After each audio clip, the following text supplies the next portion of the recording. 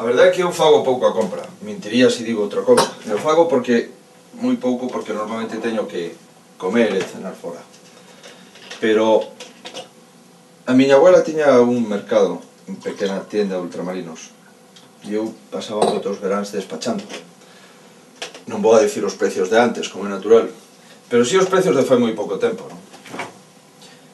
Un litro de leite vale €1. E €1 non son 100 pesetas. €1 son casi 167 pesetas. E un kilo de pan vale máis de €3. E €3 son máis de 500 pesetas. A pregunta que nos facemos todos é que difícil é vivir agora.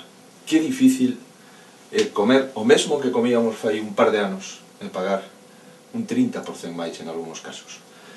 E a segunda pregunta que nos facemos todos, claro, pois son os recibos. Eu teño que pagar, como a inmensa maioría das familias, pois un recibo.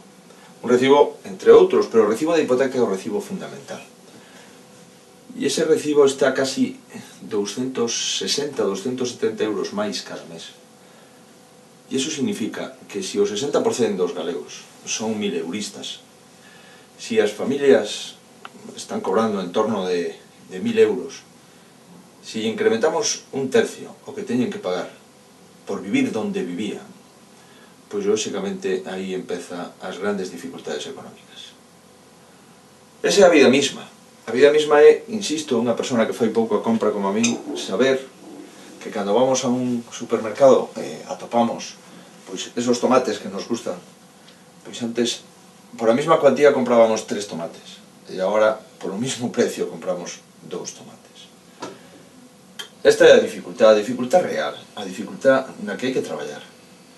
Esos datos de macroeconomía, de crecemento económico, xeral, de PIB, todas esas cousas están moi ben, pero as familias non entenden porque cando se levantan e encenden a luz teñen que pagar máis, abren auga e teñen que pagar máis, poñen a calefacción e lles costa moito máis, chega a fin de mes e teñen que pagar todos os recibos moito máis.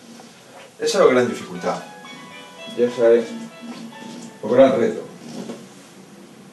Que tal, Alfonso?